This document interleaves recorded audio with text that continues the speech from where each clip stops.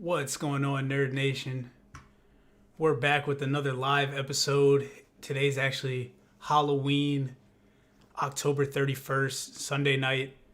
We just watched a bunch of NFL games happen. We had some college football over the weekend. We got a lot of stuff we're going to get into.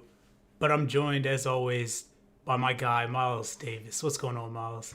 Yo, what's up, Chris? Yeah, first off, to say happy Halloween to everybody out there. Hope you had a good, safe holiday. And yeah, we got a lot of good sports to talk about. Sorry about missing last week, but we're going to get into a lot of good things this week. So I'm ready to get into it. Definitely, definitely. And yeah, like Miles said, we missed last week. Can't stress enough how, that we don't want that to happen. We're trying to stay consistent here, but hey, we're here now. The show must go on. So, I figured this week we could just start off, go through some of the results and scores from around the world of sports, some of the stuff that we're not really going to be able to get into fully and dive deep into. Starting with the World Series, obviously that's baseball. The Braves right now up 3-1 on the Astros. Game 5 is currently happening right now as we speak. So at the end of the night, we could have a new World Series champion. Braves playing big. Astros, they had one really good game. Pitching came through, but other than that, just not coming up with hits and outs when they need them. Yeah, I think I saw a cool stat. If the Braves do win this, I think that this would be their first World Series in about like 26 years. So it's been a long time for them, and it'd be pretty cool to see them win that. Definitely, and even taking that a step further, I think it would be the first championship in any major Very sport first. for Atlanta since that last World Series. Wow. So big night for them for sure. But from there, we can talk a little UFC. I know there were some fights this week. So Miles, let us know what's going on over there. Yeah, so for the UFC fans out there, obviously you were paying attention to UFC 267. Had a great title fight in the light heavyweight division. Glover Teixeira defeated Jan, don't know how to say his last name, Blachowicz, via submission, I believe rear naked choke. I mean, Glover Teixeira has been in the game for a while. He's the second oldest UFC fighter ever to win a championship for the first time. So that's great for him. He pretty much dominated this fight. Jan Blachowicz, he got in a couple good hits here and there, but it was pretty much Glover Teixeira's ground game just took over, and then he was able to submit him. It was a great fight. Ready to see who's up to fight him next, because the light heavyweight division's been a little weird since John Jones left. So we'll see about that. And then I think we had in the bantamweight division, Piotr Jan defeats Corey Sandhagen. Now, me personally, I believe this should have been the championship. Because I don't know if you saw the fight with Piotr Jan and Aljamain Sterling, but Yeah, Piotr Jan lost with an illegal knee, so it was kind of like a weird championship bout. But I think these two are the best in this division. These are probably the best strikers. They're the most unique. And this was just a good, just technical fight. It was just pretty much on the feet. You got some flying knees, some good leg kicks. But Piotr Jan ended up winning this. So that was a pretty fun fight to watch. I was able to see the highlights. yeah, and just speaking on that Jan and Sterling fight real quick, I do remember watching that, and yeah, like you said, he lost on the illegal knee, but Jan, the whole fight was in control. It seemed like, and it seemed like he was on his way to an easy victory. So Easily. I agree 100% with what you said about this. Should have been the title fight. Yeah, and to be fair, it was the interim title fight, so they you got the kind of the belt in between. You still got to beat the championship, the champion, who's Aljamain Sterling, but he had an injury, so he couldn't compete, which is unfortunate. Right. Yeah, so then in the lightweight division, probably the most competitive division in the UFC, Islam Makhachev was able to defeat Dan Hooker. If you're a big UFC fan, you know Dan Hooker's a rough rider. He's tough. He's always in the fight. But this guy, Islam Makhachev, can't pronounce his name, but y'all get it. Yeah. Yeah, he's pretty much similar fighter to Khabib Nurmagomedov. So obviously, if you know that, he had great ground game, and he just dominated. I believe he won by Kimura, which is a pretty unique submission to win by. So that was pretty cool. cool to see. And he's probably going to end up being the champion at some point in time, and he's probably going to dominate unless someone can beat him in the grappling department, which he's probably the best in. So Yeah, I mean, I've seen him fight a couple times. That dude is dominant every time I watch him. So yeah, like he is the same kind of pressure as Khabib. So yeah, he's obviously serious. And then just for the last major fight, Kazmat Chimaev defeated Li Jianliang, two up and coming fighters in the welterweight division, 170. So this is a great fight. Kazmat, he was definitely the favorite in this, and he dominated. Obviously, won in a first round submission. So it's great to see for him, and I think he's on his way to competing for the welterweight title. I don't know if he can beat Kamaru Usman right now because we all know Usman's on a tear. So yeah, definitely a name to watch for sure. But yeah, I mean, as far as that goes, we can move on. The UFC always having exciting title matches. It seems like they're definitely the combat sport that everybody wants to see right now. So it is what it is. You know, I'm a big boxing fan, but UFC got it right now. But yeah, we can move on. Just quickly talk about college football here. The first official college football playoff rankings will come out on Tuesday. So we'll see what the committee actually thinks. So as far as these rankings go, these are just the AP and the coaches poll. So everything could be a lot different. But as far as the results go, starting number 5, Ohio State beat number 20 Penn State 33-24. Number 8, Michigan State beat number 6 Michigan 37-33. I'll take a second here because this one I think was like the game of the day. Obviously, big rivalry in the state of Michigan there. Both teams coming in were 7-0. Michigan State, their running back Kyrie Walker, one of the favorites for the Heisman after this performance, 5 touchdowns. He was spectacular. Jeez. Yeah, dude. Yeah, that's crazy. 5 touchdowns in any game. That's wild. Yeah, man. Like, if anyone out there is listening hasn't seen this guy play, go look him up. This guy is a beast. Like, honestly, big reason why Michigan State has a chance to actually make the playoffs this year. But yeah, moving on, the other ranked matchup for the week, number 18 Auburn beat number 10 Ole Miss 31-20. Obviously, a big game in the SEC. But yeah, moving on from there, just go through some of these ranked teams here. Number 1 Georgia beat Florida 34-7. Number 2 Cincinnati. I know that's surprising to a lot of people, but they beat Tulane 31-12. Number 4 Oklahoma beat Texas Tech 52-21. Number 7 Oregon beat Colorado 52-29. The first major upset of the day, Wisconsin upset number 9 Iowa 27-7. Iowa with 2 straight losses to unranked teams, not looking too good for them. Yeah, they're probably going to drop a lot. Yeah, I wouldn't be surprised if they were like down in the 20s or even unranked. But moving on, number 11 Notre Dame beat North Carolina 44-34.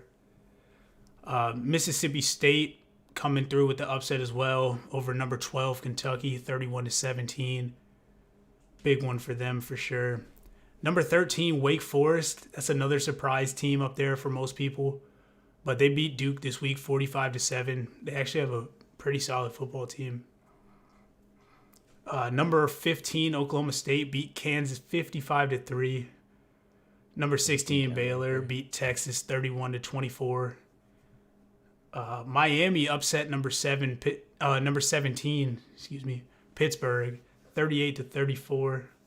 Houston upset undefeated number 19 SMU 44-37. That game was crazy. I actually watched that one. Wild shootout there. But Fresno State upset number 21 San Diego State 30-20. San Diego State was also undefeated coming in, so big win for Fresno there. And now the game I was trying to get to the whole time, just for you, Balls. West Virginia upsets number 22 Iowa State 38-31. Any thoughts on that one? I'll stop for you. Yeah, man. Honestly, West Virginia, since I had went there, and since then they've been a little rough and rocky. They've been up and down a lot. So anytime they're really getting a victory, and especially against a ranked opponent, man, that's a big game. I can only imagine how Morgantown is. If you've been out to Morgantown and you're listening, you know how it could be after a big win like that. So Yes, yeah, we do. shout out to the Mountaineers, man. I'm happy about that. Definitely, definitely. That was a huge win for them. Good win for the program. But yeah, finishing off the ranked teams here. Number 24, Coastal Carolina beat Troy 35-28. That was on Thursday night. And then number 25, BYU beat Virginia 66-49. So No over defense. 100 points in that one. But yeah, I mean, that kind of finishes off for just scores and news around the sports world. Obviously, you guys know if you've been listening for a little bit, we're mainly NBA, NFL. So that's what we're going to stick to tonight. Starting off with just a little bit of NBA talk, kind of going on a shorter episode tonight. So just short NBA talk here. Quickly wanted to start off with some of the teams that are off to a hot start. Give them a quick shout out. The Knicks, Wizards, Bulls, Heat, Warriors are all 5-1 right now, and then the Jazz sitting at 4-1. Any of those teams stick out to you? I think I might have mentioned the Bulls in an earlier episode for the season. Just they had a great offseason as far as some of the players that they were able to acquire. And that's my 2K team when I have to play in my tier 2 league. So yeah, the Bulls, I kind of expected. Maybe not 5-1, but I mean it's still very early. Teams are still trying to get acclimated to one another that are new, and surprisingly, most of them are new, and it seems like they're gelling pretty well. So I think that's a good team to watch out for, and not going to ignore Miami either. They acquired a lot of good players in the offseason, and they just got that gritty team with a great head coach. So I think the Heat are going to be solid. The Knicks and the Wizards, I think I'm gonna need to see a little bit deeper in the season with them. They got out to a great start. I don't really know their schedule so far, so I'm gonna hold off on them for a little bit. And obviously the Warriors, we know what kind of dynasty they've been the last decade. Start off 5-1 without Klay Thompson. They got a lot of players stepping up on their team, and their ball movement is still amazing. Just with Steph and still obviously got Draymond. So yeah, Jordan Poole. Warriors. Yeah, Jordan Poole, man. I love watching him play. He's one of those guys that's just like, he reminds me of Jordan Clarkson a little bit. He just can just come in the game and just get really hot. He's athletic. He's quick. I like his game. 100%. That's actually a good comparison. I hadn't really thought about that, but really similar body style and everything. Yeah. So I like that. But yeah, I did want to just talk about the Wizards for a second because obviously, we're from the DMV. Wizards are the team around here. I can't say, I've always been the biggest fan, but, I want the home team to be good. So 5-1, I got to say that's completely unexpected. I thought that the Wizards weren't going to be that good this year. Personally, I didn't even know if we'd be able to make the playoffs. So I will say the 5-1 start has me a lot more optimistic that they can at least, get a playoff spot. And, I'm not saying we'll win a playoff series, but maybe we can muck it up, win a couple games. I like the grit and grind of this team. Wes Unseld Jr., the new coach, has these guys actually playing some defense for the first time in about 5 years. So That's all they need. That's really all they needed, because they were always one of the highest scoring teams in the NBA. yeah, 100%, man. I mean, we got guys that can fill it up. We're still without Rui Hachimura, who I don't know, man. I'm not the biggest fan of, but he could help. So Yeah. I mean, honestly, on paper, when you just look at their team and the way they seem to have meshed so far, I mean, they're looking pretty good. They have some solid players in Dinwiddie. Obviously, still have Beal. Burton's I think he's hit some big shots so far this season. A couple other guys I'm probably forgetting. Gafford. Montrezl Harrell has been great. Montrezl Harrell, Kuzma coming in there getting buckets. I mean, hey, you never know, man. They might actually be a solid, like, formidable Eastern Conference team. 100%, man. I'm hoping for it. So Yeah, me too. we shall see. like I said, we're still super early in the season, so we're gonna continue covering these teams, see how the season goes for them. But as of right now, I feel like we got to talk about the two favorites in each conference, the Nets and the Got to. Lakers. Both 3-3 to start the season. Been real shaky. I think the Lakers were 0-3 at one point, if I'm not mistaken, or 0-2 at least. But we can go east to west on this one. Start with the Nets. Obviously, I feel like the biggest problem has been James Harden so far. The rule changes seem to be affecting him. Right now, he's averaging 18.7 points. Still getting 8 assists and 7 rebounds, but only 37.1% from the field, 35.6% from three. And this was the shocker to me, only 5.7 free throw attempts. Are you concerned at all about James Harden with, the new rule changes?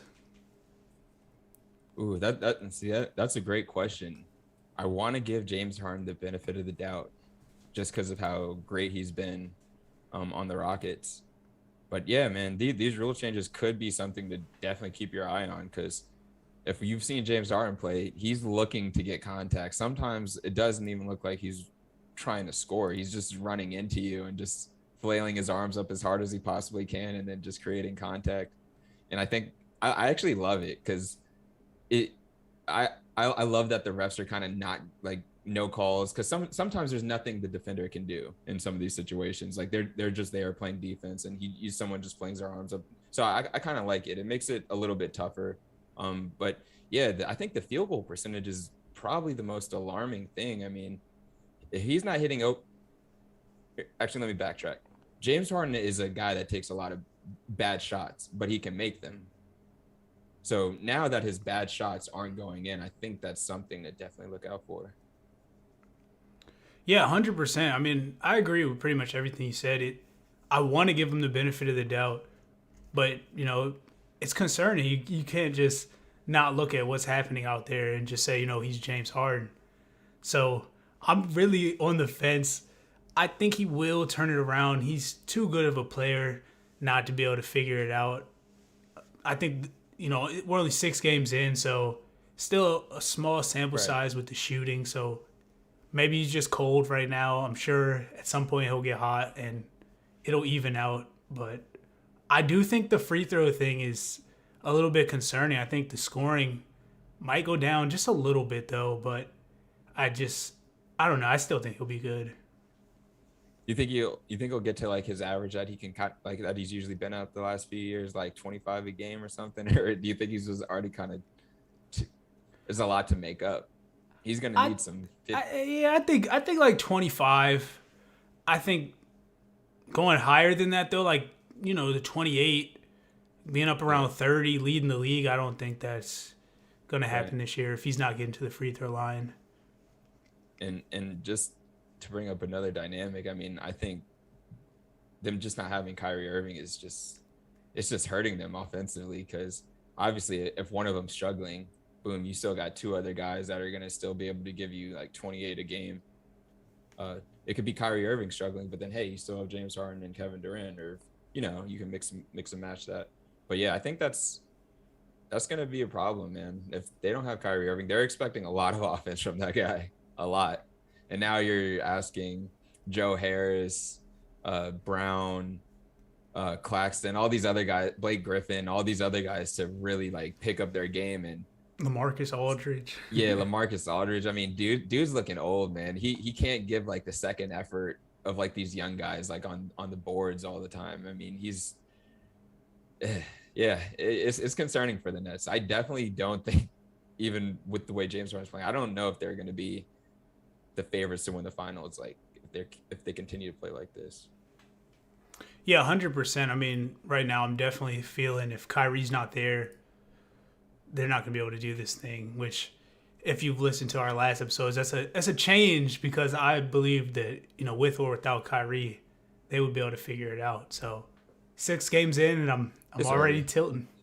It's early though. It's early, because watch, James Harden's going to go on a streak where he's getting like 35 a game, and it's just like, with all right, 11 assists. Yeah, it's like, all right, we were tripping. So like I'm gonna give James Harden the benefit of the doubt though. He'll pick it up. Like you said, he's too good. 100%. I agree. But yeah, going to the West Coast here with the other favorites, the Los Angeles Lakers, like I said, 3-3 as well. Russell Westbrook started the season off pretty poorly. He's having high turnover game, low scoring, low assist. He has had a couple bounce back games, I will say. Turnovers are still kind of high, but are you concerned at all just with the fit of the Lakers? Um, I I like it. I like the Lakers just because their team is deep. They have a lot of players that can kind of make up like where other players are lacking as far as like their bench. I mean, you still got Rondo, Melo, Dwight Howard. These guys are old, but they can still get it done on the offensive end. But 100%. yeah, but with Russ, dude, the dude's just like how I he just leaves me speechless sometimes because I'm like, how has he not learned to slow the ball down, to just not just go full speed and just try and do something without the like running the play or just going through the system, just getting easy buckets. Like you don't always have to get the toughest bucket in the fastest amount of time. It's just slow the pace down. That's why I can never have him up with the upper echelon of point guard. It's like he doesn't know how to slow the tempo of the game down. And like you said, he has bounce back games, but yeah, what were we gonna say? Yeah, I was gonna say. I mean, that's a good point. It's like he's never really learned how to be the true point guard the way like a Chris Paul or somebody like that, or even like now a Luka Doncic or somebody who has the ball that can Trae dictate, yeah, play at their own pace as opposed to go go go every second. Even Ja Morant in his what is this his third year now? He's looking like he's really developing into that. So like for us to not see that out of Westbrook, it is concerning for sure.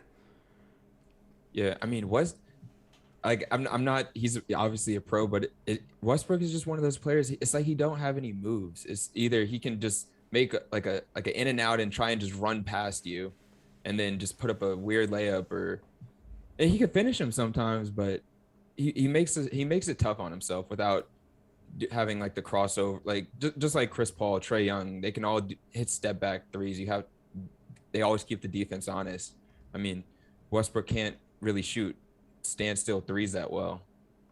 He's going to need to be able to do that when LeBron's on the court because he might as well just be running the two guard at that point because LeBron's just LeBron has to have the ball in his hands because he's more likely going to make better decisions.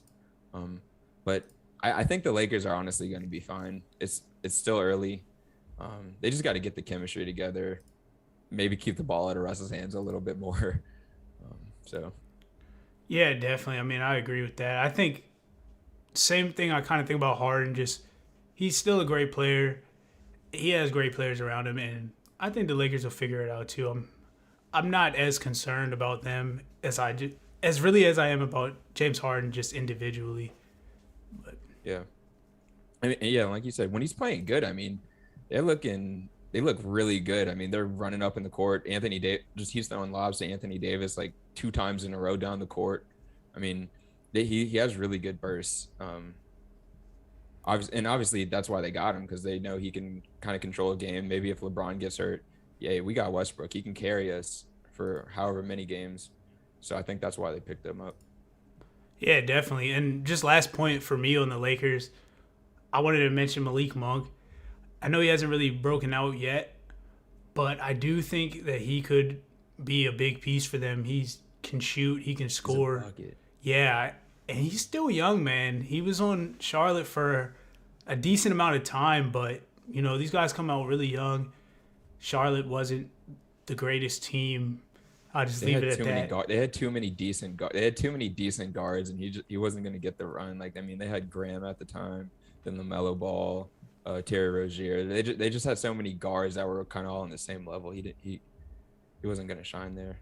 Yeah, exactly. He's not a star player or anything. Like I think some people thought he could be, but I think he can be a role player. Yeah, I mean, when you watched him in college, dude was a bucket, man. Like he was like getting like 45 in a game sometimes against good competition. So yeah, he's someone to look out for. 100%. Anything else you want to hit on in the NBA? I did want to just kind of speak about Ja Morant.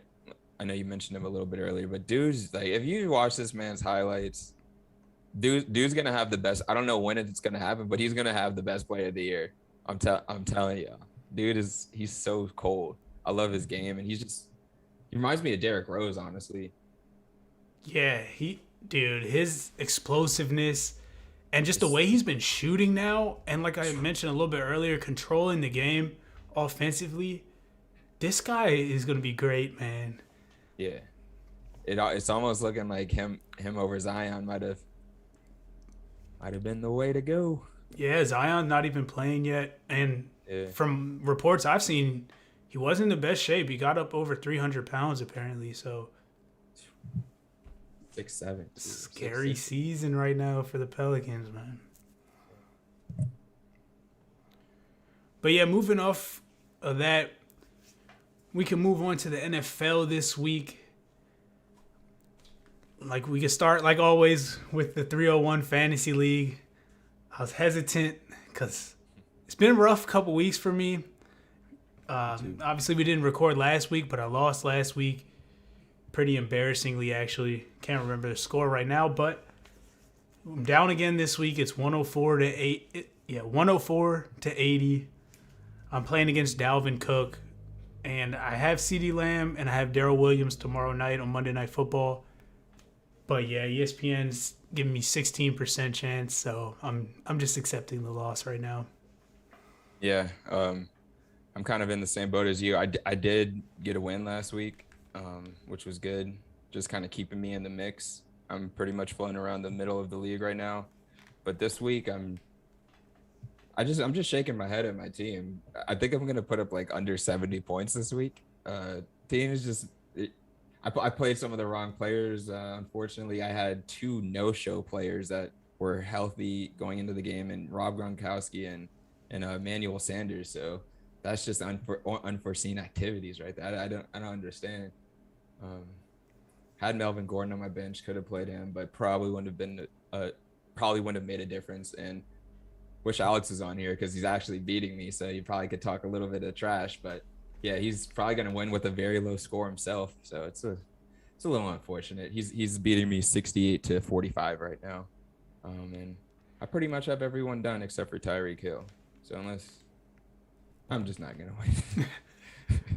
Yeah, and just for like updating the records here, that drops me to 5-3. I think that will put you as 3-5 if I'm not mistaken, 3-5. Alex would move up to 4-4. So, I mean, hey, it's still not over for you. I think you have a better chance than I do, honestly. Really? Tyreek Hill, they're playing against the Giants. He could easily go for like 200 yards and a couple touchdowns. That's so, true, man. I wouldn't quite count that one out yet. And I'm like, of course, Alex probably is having one of his worst weeks, and I can't even beat that. Yeah, I'm disappointed I couldn't play one of you guys. But yeah, I mean, moving on from there, we can talk about the top players of the week. This week, when putting these names in, I was shocked at almost every position. So we'll start at quarterback. Number one quarterback on the week so far, Mike White of the New York Jets. I can't tell you how, like, this might be his first start. I honestly really don't even know that much about this guy, but 37 for 45, 405 yards, 3 touchdowns, 2 interceptions in a 34-31 win over the Bengals. Anything on this one? That's a big surprise, man. I mean, the Bengals were kind of on fire this year so far. They were 5-2 coming in. Yeah. So yeah, that's just surprising. I don't never heard of this guy in my life. Obviously he's formidable as a quarterback. He threw for 400 yards in an NFL game and 3 touchdowns. So hey man, shout out to him. Number 1 QB. I guess this is his first week starting. At least this year, I think. I don't know. I remember them saying on the broadcast, I think he had played in some other games or something, but I don't know. I think it might be his first start ever. Wow. Hey, shout out to him. Yeah, I mean, moving on from there, number 2, guy we expect, Josh Allen. 29 for 42, 249 yards, 2 touchdowns. Then on the ground, 8 carries for 55 yards and a touchdown there in a 26-11 win over the Dolphins. Not much to be said here. We know Josh Allen. Number 3, this was kind of surprising to me. Jimmy Garoppolo, 17 for 28, 322 yards. No passing touchdowns, no interceptions. But he did have 5 carries for only 4 yards. I know you're probably saying, like, how is he on there? But 2 rushing touchdowns for Jimmy G in a 33. Quarterback sneaks. Yeah. Well, one actually was a broken play around the goal line, and he kind of just took the ball and just ran it in, and it was actually pretty nice. Hey, however you get it done, man. But yeah, I mean, on the other side of the ball, even though he's not on here, I did want to mention Justin Fields in this game. He did have over 100 rushing yards, and he had the best rushing touchdown of the day. So crazy game there. And actually, just to speak on that, I just was on Instagram earlier and actually saw Bleacher Report posted. They were like touchdown of the year, or like run of the year or something. So obviously, I'm like, oh man, this dude must have like broke like 10 tackles. So then I watched that play and I'm like, nah, that's tough. That's tough. But like, yeah, there will be a better one. Yeah, easily. That I was like, I thought he was gonna have broken, like spun out of a tackle, like stiff armed a dude, and then like ran it in from 20. But I can promise you, I bet Lamar Jackson will have something better this year. So, I mean, 100%. Or Derrick Henry. I think some of Yeah. Derrick Henry's runs have already been better than that, personally. I mean, and I was looking through the comments, and everyone just like, not the best play of the year, but okay. Yeah. So, but hey, shout out to him, because that was an amazing play, though. I'm not gonna act like it wasn't anything. Yeah, he's finally showing some flashes, so kudos. And actually, I will make. I don't know why we're still in this game, but hey, their coach Matt Nagy actually couldn't make the game. I think it might have been a COVID situation. I wasn't 100% sure, but I don't think that guy's a very good coach. And first game he wasn't available to coach. Justin Fields looks good, so a little validation for me right there. But yeah, we can move on to the running back position. Again, surprising names. Michael Carter, number 1, also from the New York Jets, 15 carries for 77 yards and a touchdown, 9 catches for 95 yards through the air in that win over the Bengals. Any interest in Michael Carter? Hey, it just seems like the Jets were fed up, man. They were like, we need a win. So it looks like their players started going off today. Looks like a Christian McCaffrey kind of stat line with the receiving yards and the receptions. So yeah, that's a pretty impressive game. Yeah, shout out to the rookie on that one. He balled out. I will say the Jets with their 2 wins over the Titans and now the Bengals. NFL's crazy. Yeah. Same game, produced the number 2 running back on the week, Joe Mixon. 13 carries for only 33 yards and a touchdown. Did add 4 catches for 58 yards and a touchdown through the air. So, obviously, we know Joe Mixon just wasn't enough today. Yeah. Still a solid game, though, about 90 yards and 2 total touchdowns. So, can't be mad at that. Definitely. Number 3, Elijah Mitchell, running back for the 49ers. 18 carries for 137 yards and a touchdown in that win over the Bears. Another rookie, not really his first start, but yeah, coming into the season, this guy wasn't on anybody's radar, so shout out to him. Yeah, never heard of him, but he must have been getting loose today for 18 carries for 137. Yeah, and the Bears have a solid defense, so. Yeah. So, yeah, moving on, wide receiver position. Number 1, we got A.J. Brown, 10 catches for 155 yards and a touchdown in a 34-31 overtime win over the Colts. That was a crazy game, but A.J. Brown is a beast. Hey, is he the new Julio? I mean, he's got the physique. Hey, he's better than Julio right now on the same team. Oh, yeah. I'll say that. Oh, yeah. That's no question. Can't even play Julio in fantasy. Yeah, the 301 league. Yeah, I haven't been able to play him. Yeah, I have him in another league, so yeah, I know the struggle with him. Try to trade him to you this week. I couldn't take him. Because I knew how he had been playing, bro. I was like, nah, I can't take that. It's all right. I'll get somebody that does listen to this Hey, yeah, podcast. I'll somebody get else. him. I'll get him. All right. Number 2, Chris Godwin, 8 catches for 140 yards and a touchdown in a 36-27 loss to the Saints. We'll talk about that game in a little bit, but yeah, Chris Godwin, what do you think? Yeah, I mean, I think obviously great receiver. He was a beast last year. Surprising that the Buccaneers lost to the Saints, though. I know Jameis Winston went down with I don't know if you guys saw that knee injury. That was disgusting, the way his knee bent. Oh yeah, So, he might be yeah, done for the year. Yeah, I hope he's good. But yeah, that looked pretty gruesome. Yeah, that's sad to see for sure. But moving on, number 3, this guy helped me in my main fantasy league. That's Michael Pittman Jr. 10 catches, 86 yards, 2 touchdowns in that 34-31 loss to the Titans. Yeah, that's a big game, man. I feel like someone in one of my leagues tried to trade him for me, but I didn't really know. I didn't know too much about him. Wasn't willing to take the risk, and now it's looking like, man, he looks like he's showing up this year. So yeah, that's a great game for him. Yeah, he's all right. I mean, he's still a young receiver. I think it's his second year, if I'm not mistaken. But, yeah, hadn't really had the breakout yet. So this is maybe not yardage-wise, but with the touchdowns, one of the best games of his career so far. But, yeah, moving on to that tight end position, it was an ugly week so far for tight ends.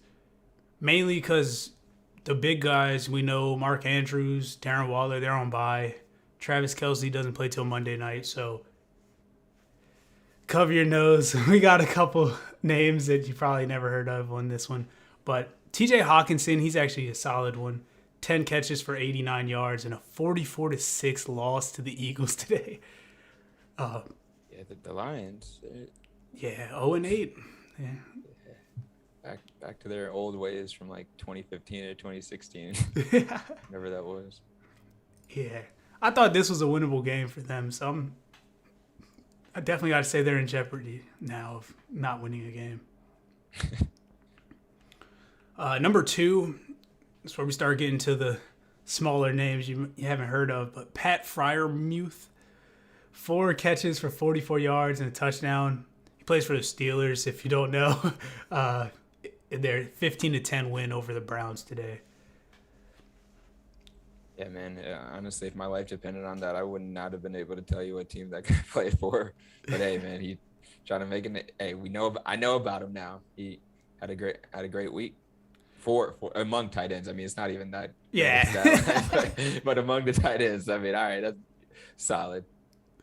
Yeah, definitely. I mean, he is a rookie, so he, like you said, he's still trying to make a name for himself. So right, we'll see. And then number 3. This is a guy I definitely didn't know what team he played for. I actually had to look it up before we started recording. That's Brevin Jordan, tight end for the Houston Texans. He had 3 catches for 41 yards and a touchdown in their 38-22 loss to the Rams. So, yeah. Yeah. Hey, same story with this guy. Yeah, I couldn't tell you if he's a rookie or I couldn't tell you anything about him. But hey, but he made the top 3 list. He made the list. He made the podcast this week, so... Hey, it is what it is. Tight end position is disgusting. So, hey. Moving on, I want to touch on some of the best games this week. Starting with that Steelers-Browns game. Steelers beat the Browns 15-10. Ugly defensive battle. Steelers actually lost their kicker to a concussion in the second quarter. They tried a fake field goal. It failed miserably. The kicker got completely just sorry. I was going to say something I shouldn't say on the podcast, but he completely just got destroyed. I'm going to have to look that up because I missed that, man. Imagine just being the kicker on NFL Sunday and then you leave the game with a concussion. Like, you would never think that. Yeah, he was trying to hold the ball so somebody could get open on the fake field goal, but yeah, these guys in the NFL close fast. But yeah, Just looking at the stats for this one, Big Ben 22 for 34, 266 yards and a touchdown. And then pedestrian numbers, but he didn't turn it over, so that's something. Najee Harris 26 carries for 91 yards and touchdown, added 3 catches for 29 yards. And I got to ask you about him. This guy's a beast. Like, do you see him as one of like the top 5 running backs? Maybe not right now, but like moving forward. Yeah, man. I mean, honestly, I didn't really know too much about him at the start of the season, but every time I see him on someone's team, it's just like this guy's got a touchdown in almost every game, it seems like. So, yeah, I mean, he's definitely somebody that's fairly new to the top of the running back list, but hey, he might be making his place to stay. 100%. I think he's going to be a beast. Yeah, I never really get a chance to watch the Steelers play anyways. Your games don't always get shown around this area, so. You don't, trust me, like, unless you want to watch defensive struggle, you probably don't want to watch this team right now. But, hey, they're winning, so Mike Tomlin, shout out. One of the best coaches. Yeah, on the other side of the ball, Baker Mayfield, 20 for 31, 225 yards. Nick Chubb coming back off, I believe it was a calf injury, only 69 total yards. Just a rough game from them there. I'll save it because I was going to ask about the Browns, but I got a little segment here at the end. We'll get a chance to speak on them. But yeah, moving on, we got the Saints beating the Buccaneers in a shocker today to me, 36-27. I say it was shocking because I didn't think they would win, even with Jameis Winston starting at quarterback. But he got hurt in the first half, like you mentioned, with that terrible-looking injury. Didn't come back. Trevor Siemian stepped in, was 16 for 29, 159 yards and a touchdown, no turnovers. So I guess that's about as good as it gets from the backup. So yeah. They outran the Bucs 152-71 in this one. So it was shout out to the Saints. They got a good team. Yeah, with Kamara not even having like Alvin Kamara kind of game. So yeah, he did have a touchdown, but you know what I'm saying. He's usually like big yardage, rushing and receiving. So. Yeah, only 76 total in this one. And then looking at the Bucs side of it, Tom Brady, 28 for 40 for 375 yards, 4 touchdowns, but he did have 2 interceptions and he lost a fumble. We mentioned Chris Godwin earlier in the top receivers, but any concerns about the Bucs after this one? Yeah, I think they'll be fine. They're gonna, and it's surprising that they did lose and Jameis Winston didn't play most of the game, but you know I think they'll be all right. I don't think they're anything to worry about with them. I mean, they were able to win the Super Bowl last year, obviously, so we'll give them the benefit of the doubt. Yeah, definitely. I'm with you there. I think some of these divisional matchups, these teams know each other really well, and sometimes it doesn't always go the way we expect it. So it is what it is. But yeah, moving on, we got to talk about this game, even though it was Thursday Night Football. Game of the week, in my opinion. Cardinals coming in undefeated. Packers coming into Arizona with only 1 loss. Packers came out victorious 24-21. It was a crazy game.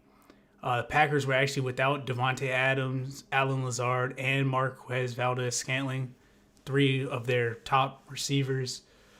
2 of them were with COVID. MVS was just still not being ready off an injury, but Packers weathered the storm. Aaron Rodgers, 22 for 37, only 184 yards, but 2 touchdowns, no turnovers for him.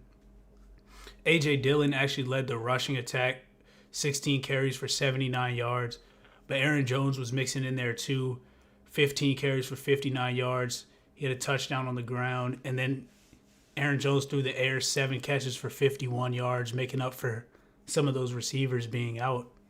And then I got to shout out Randall Cobb with great stat line here. 3 catches, 15 yards, but 2 touchdowns. So shout out old Randall Cobb. Yeah, you can't be mad when about 66% of your receptions are touchdowns. So that's very productive. But yeah, I think the Packers, I mean, they're just finding ways to get it done. I always think they're going to be a great, maybe not. Let me not say great, but I think they're going to be always going to be a top tier team as long as they have Aaron Rodgers. Honestly, he's too good. It's just Aaron Rodgers. That's self-explanatory. I was surprised that the Cardinals. I don't think the Cardinals gave him their best shot this game. Kyler Murray had a pretty rough game. I don't even think he had a touchdown. No, he The didn't. the running backs for the Cardinals were kind of picking up the slack in that department. James Conner is killing me on fantasy. Alex had him, I believe, and just like why? Like 2 touchdowns for. I was gonna say another like, great stat line for him: 5 carries, 22 yards, 2 touchdowns. Yeah, I'm just like, why? That's so unnecessary. But of course, he does that against me. But that's besides the point. I thought the Cardinals could win this game, but I'm not surprised at all that the Packers won. Yeah, 100%. And I thought they were gonna win the game. They ended up stopping the Packers, keeping them out of the end zone, which would have ended the game. Then they drove all the way down the field. Very little time on the clock. I believe they were inside the 10. If not, they were inside like the 15.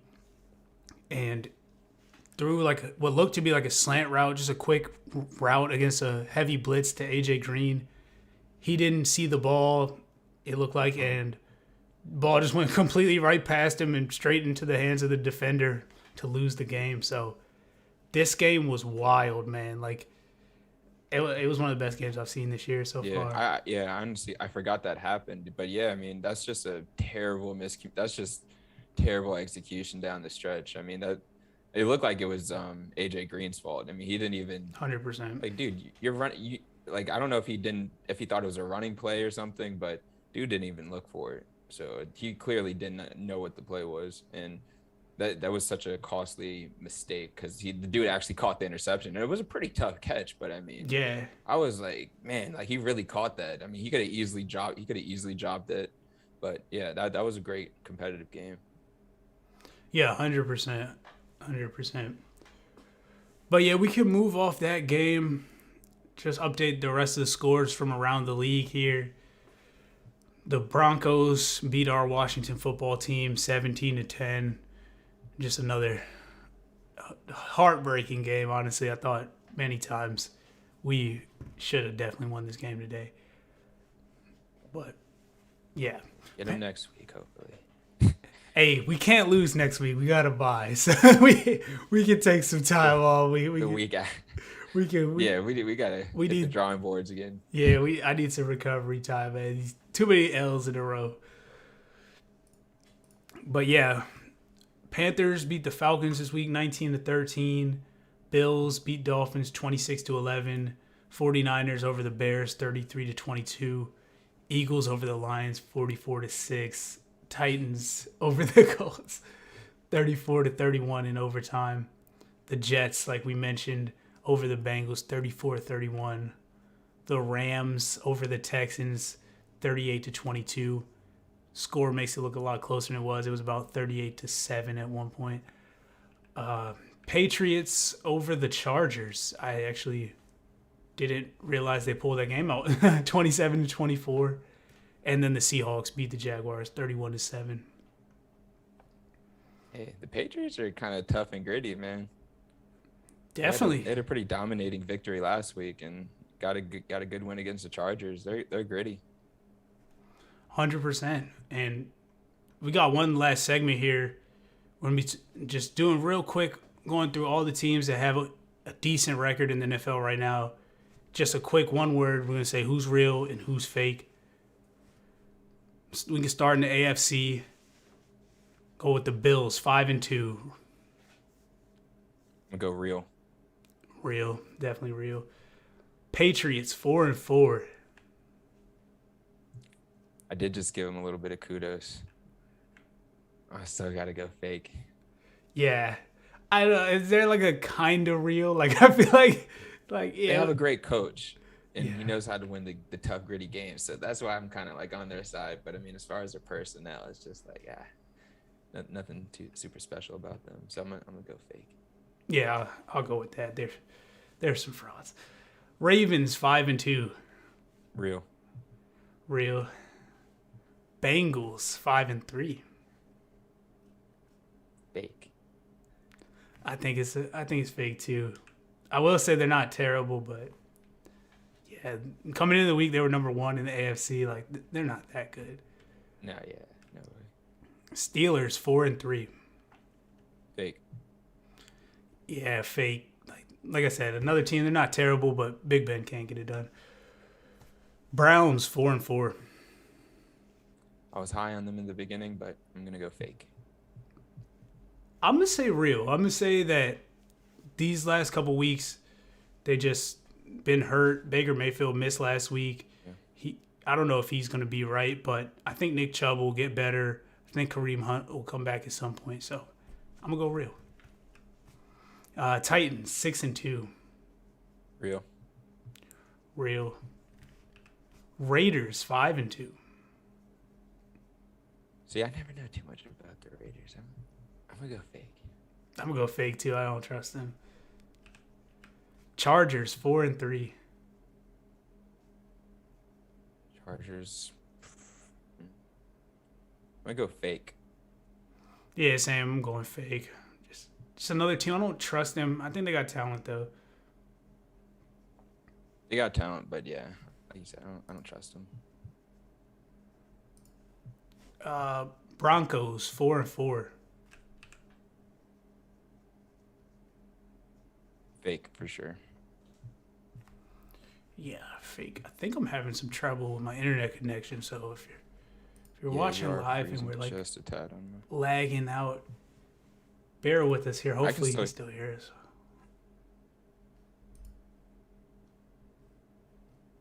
Oh, what?